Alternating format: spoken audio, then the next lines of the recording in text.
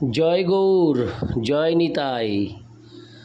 আজ ৮ই শ্রাবণ ১৪৩৩ ও ২৫শে জুলাই ২০২৬ শনিবার শয়ন একাদশী। এই শয়ন একাদশীর দিন আমি শ্রী চৈতন্য চরিতামৃত পাঠ করছি। আজ আমি পাঠ করছি শ্রী চৈতন্য চরিতামৃতের মধ্যলীলা দ্বিতীয় খণ্ড পঞ্চদশ অধ্যায়, সার্বভৌম ভট্টাচার্যের গৃহে শ্রী চৈতন্য মহাপ্রভুর প্রসাদ সেবার শ্লোক ১৭৯ থেকে ১৮৫। হরে কৃষ্ণ কৃষ্ণ কৃষ্ণ হরে হরে, হরে রাম রাম রাম হরে হরে। শ্লোক ১৭৯। কোটি কাম ধেনু পতির ছাগি জইছে মরে, ষড়ৈশ্বর্যপতি কৃষ্ণের মায়া কি বা করে। হরে কৃষ্ণ। শ্লোকার্থ: যিনি কোটি কোটি কামধেনুর অধিকারী, তার যদি একটি ছাগল মরে যায় তাহলে যেমন তার কাছে সেই ক্ষতি কোনো ক্ষতিই নয়, তেমনি যদি ষড় ঐশ্বর্যের অধীশ্বর শ্রীকৃষ্ণের সমগ্র মায়া শক্তি বিনাশপ্রাপ্ত হয় তবে তিনি কি ক্ষতিগ্রস্ত হন। তাৎপর্য: ১৭১ থেকে ১৭৯ শ্লোকের অর্থ বিশ্লেষণ করে শ্রীল ভক্তি সিদ্ধান্ত সরস্বতী ঠাকুর বলেছেন যে এই শ্লোকগুলির শব্দার্থ অত্যন্ত সরল হলেও তার ভাবার্থ অত্যন্ত কঠিন। জীব যখন কৃষ্ণ বহির্মুখ হয়ে মায়ার বন্ধনে পড়ে তখন মায়া অনন্ত কোটি ব্রহ্মাণ্ড সৃষ্টি করে সেই সমস্ত জীবদের কৃষ্ণ বৈমুখ্যের ফলস্বরূপ কর্ম ভোগ করান।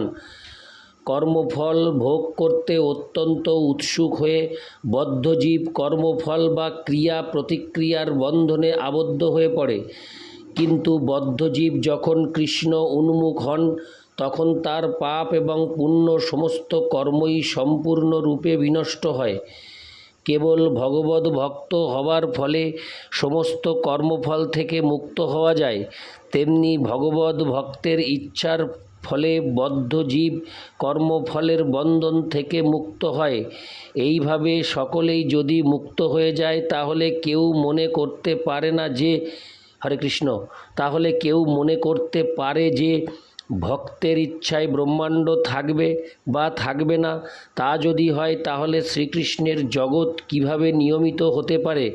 চরমে অবশ্য সব কিছুই পরমেশ্বর ভগবানেরই ইচ্ছা, যিনি ইচ্ছা করলে সমগ্র জড় সৃষ্টি ধ্বংস করে ফেলতে পারেন এবং তাতে তার কোনো ক্ষতি হয় না। কোটি কোটি কামধেনুর যিনি অধিকারী তিনি একটি ছাগল হারালে সেটিকে কোনো ক্ষতি বলেই মনে করেন না। তেমনি শ্রীকৃষ্ণ জড় এবং চেতন উভয় জগতেরই অধীশ্বর। সেই চিৎ জগৎ ত্রিপাদ, সেই চিৎ জগতের ছায়ারূপ মায়ার অধিকৃত এই জড় জগৎ এক পাদ মায়া স্বরূপ শক্তির ছায়ামাত্র। অতএব কোটি কামধেনুর অধিকারী শ্রীকৃষ্ণের কাছে একটি ছাগি মাত্র। শুদ্ধ ভক্তের ইচ্ছাক্রমে যদি একটি মায়িক ব্রহ্মাণ্ডের উদ্ধার হয়ে যায় তাতে শ্রীকৃষ্ণের ক্ষতি উপলব্ধ হয় না। ইতি শ্লোক ১৭৯। শ্লোক ১৮০। জয় জয় জহ জামজিত দোষ গৃভীত গুণাং তমসি যদাত্মনা সমবরুদ্ধ সমস্ত ভগ অগো জগ দোক সামখিল শক্ত বোধক তে কচ্চিদ জয়াত্মনা চ চরত হনুচরেন্নিগম। অনুবাদ: শ্রী চৈতন্য মহাপ্রভু বললেন, হে অজিত, হে সর্বশক্তিমান, দয়া করে তুমি সেই চরাচর মায়াকে বিনষ্ট করে তোমার অন্তরঙ্গা শক্তির মহিমা প্রকাশ করো। মায়ার প্রভাবে জীব অসত্যকে সত্য বলে মনে করে এক ভয়ঙ্কর অবস্থায় পতিত হয়েছে। হে ভগবান, দয়া করে তুমি তোমার মহিমা প্রদর্শন করো।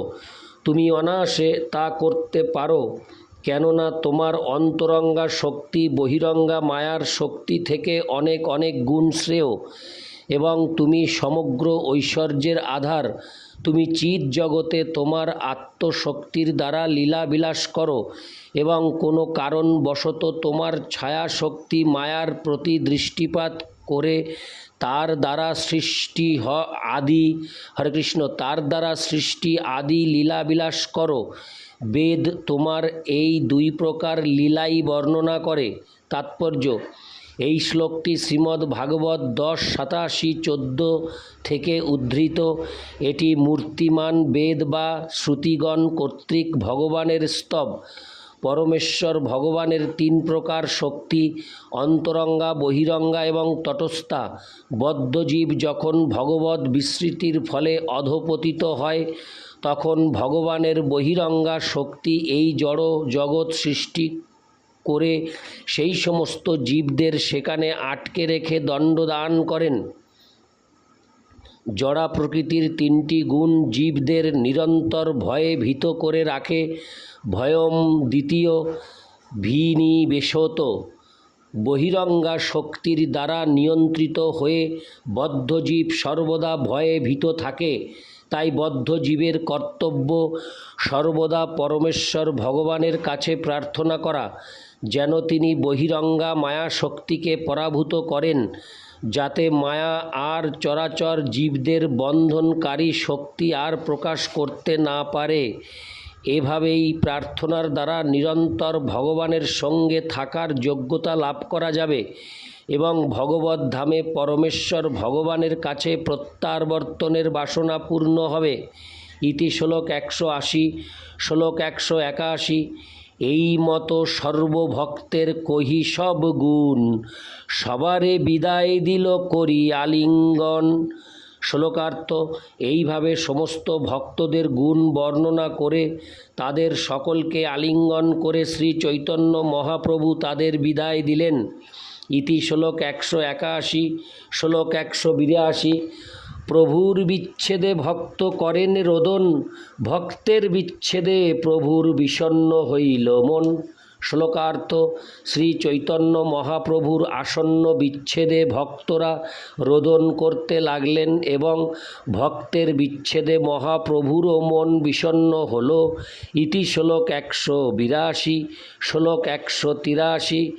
গদাধর পণ্ডিত রহিলা প্রভুর পাশে, যমেশ্বরে প্রভু যারে করাইলা আবাসে।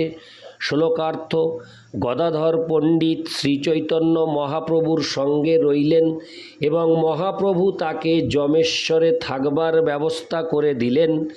তাৎপর্য: যমেশ্বর জগন্নাথ মন্দিরের দক্ষিণ পশ্চিম দিকে অবস্থিত। গদাধর পণ্ডিত সেখানে থাকতেন এবং সেখানে বালুকা বেলায় যমেশ্বর টোটা নামে একটি ছোট উদ্যান ছিল। ইতি শ্লোক 183। শ্লোক 184 থেকে 185। পুরী গোসাঙ্গী জগদানন্দ স্বরূপ দামোদর, দামোদর পণ্ডিত আর গোবিন্দ কাশীশ্বর, এই সব সঙ্গে প্রভু বৈশে নীলাচলে জগন্নাথ দর্শন নিত্য করে প্রাতকালে। শ্লোকার্থ: পরমানন্দ পুরী, জগদানন্দ স্বরূপ দামোদর, দামোদর পণ্ডিত, গোবিন্দ এবং কাশীশ্বর এদের নিয়ে শ্রী চৈতন্য মহাপ্রভু নীলাচলে রইলেন। মহাপ্রভু প্রতিদিন সকালে শ্রী জগন্নাথ দেবকে দর্শন করতেন। ইতি শ্লোক 184 থেকে 185। হরে কৃষ্ণ কৃষ্ণ কৃষ্ণ হরে হরে, হরে রাম রাম রাম হরে হরে। জয় গৌর, জয় নিতাই।